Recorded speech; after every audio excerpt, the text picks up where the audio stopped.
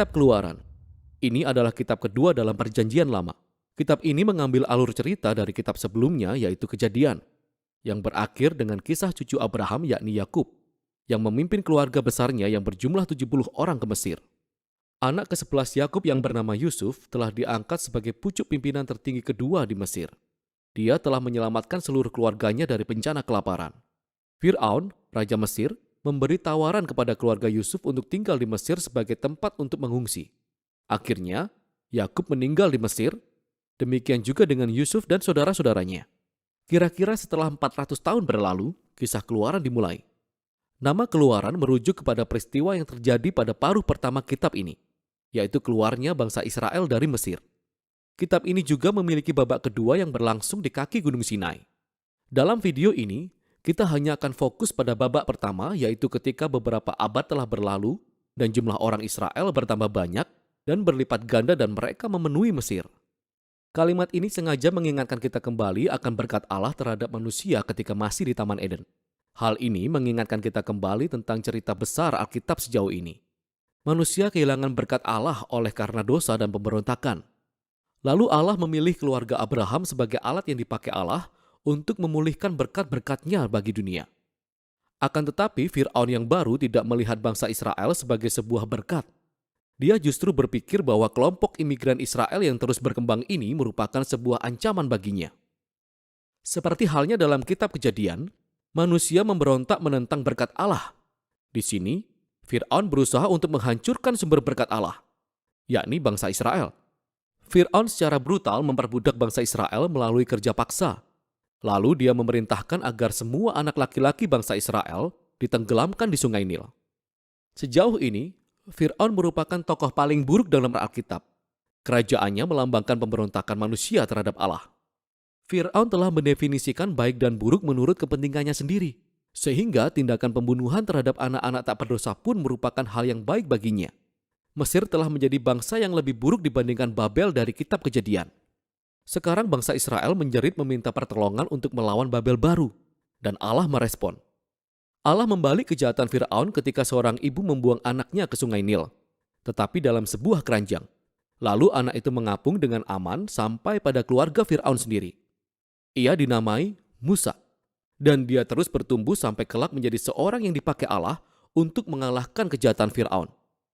Dalam sebuah kisah yang sangat terkenal tentang semak yang terbakar, Allah menampakkan diri kepada Musa dan mengutusnya untuk pergi menghadap Fir'aun dan memintanya untuk membebaskan bangsa Israel. Allah berkata bahwa dia tahu Fir'aun akan menolak, jadi dia akan menimpakan penghakiman atas Mesir dalam bentuk tulah. Lalu Allah juga mengatakan bahwa ia akan mengeraskan hati Fir'aun. Jadi kita diperkenalkan pada bagian utama dari kisah ini, pertarungan antara Allah dan Fir'aun. Apa maksudnya ketika Allah mengatakan bahwa dia akan mengeraskan hati Fir'aun?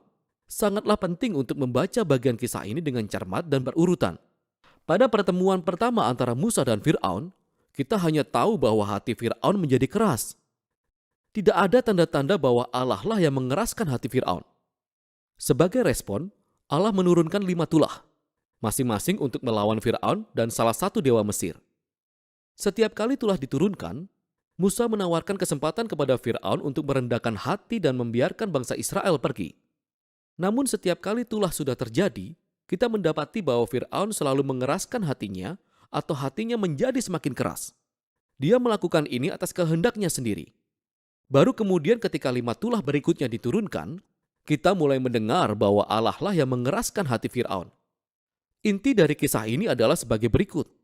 Sekalipun Allah tahu bahwa Fir'aun akan menolak kehendaknya, Allah tetap menawarkan semua kesempatan ini kepada Fir'aun untuk melakukan apa yang benar. Pada akhirnya, kejahatan Fir'aun mencapai titik di mana tidak ada kesempatan lagi untuk berbalik.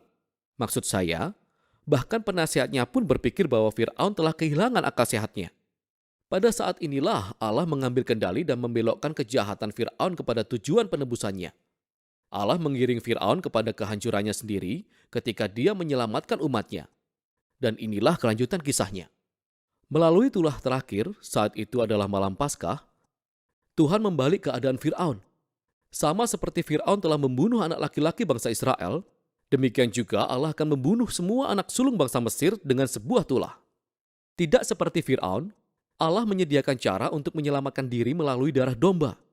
Di sini, kisahnya berhenti dan kita diperkenalkan secara detail mengenai ritual Paskah tahunan bangsa Israel. Pada malam sebelum bangsa Israel meninggalkan Mesir, mereka mempersembahkan seekor anak domba yang tak bercacat dan menyapukan darahnya pada tiang pintu rumah mereka.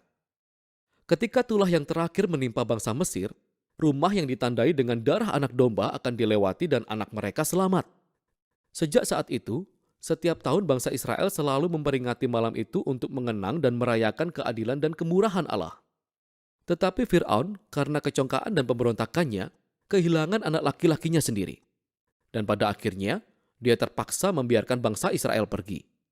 Para budak Israel melakukan eksodus mereka dari tanah Mesir, tapi tidak lama setelah bangsa Israel pergi, Fir'aun berubah pikiran. Dia mengumpulkan pasukannya dan mengejar bangsa Israel untuk sebuah pertarungan final. Ketika bangsa Israel sudah menyeberangi lautan dengan aman, Fir'aun justru sedang menuju kepada kehancurannya. Kisah Eksodus diakhiri dengan lagu pujian pertama dalam Alkitab. Pujian itu berjudul Nyanyian Musa dan Israel. Baris terakhirnya menyatakan bahwa Tuhan memerintah sebagai raja. Lagu ini menceritakan kembali dalam bentuk syair segala sesuatu tentang kisah kerajaan Allah. Lagu ini menceritakan bagaimana Allah sedang dalam sebuah misi untuk melawan kejahatan di dalam dunia dan untuk membebaskan mereka yang diperbudak oleh kejahatan. Allah akan membawa umatnya ke tanah perjanjian di mana kehadiran ilahinya akan hidup di antara mereka. Kisah ini memberi gambaran tentang bagaimana jadinya jika Allah menjadi raja atas umatnya. Setelah Israel menaikkan puji-pujiannya, kisah ini berbelok sangat tajam. Bangsa Israel berjalan melewati padang gurun dalam perjalanan mereka ke Gunung Sinai. Mereka lapar, mereka haus, dan mereka mulai mengkritik Musa dan Allah karena telah menyelamatkan mereka. Mereka berkata bahwa mereka merindukan hari-hari baik mereka ketika ada di Mesir. Itu gila. Allah dengan murah hati telah menyediakan makanan dan air bagi bangsa Israel selama di padang gurun. Tapi kisah ini mempunyai sisi gelap.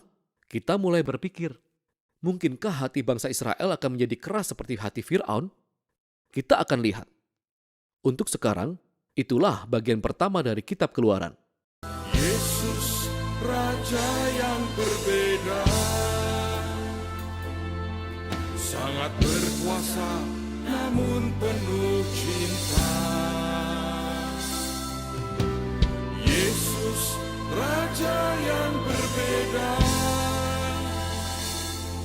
semuanya Dia miliki, tapi murah hati. Yesus, Raja yang berbeda, bukan hanya berjanji, tapi rela mati. Yesus, Raja yang berbeda,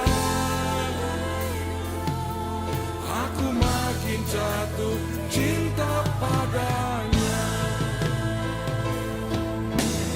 Yesus, Raja yang berbeda, sangat berkuasa namun penuh cinta.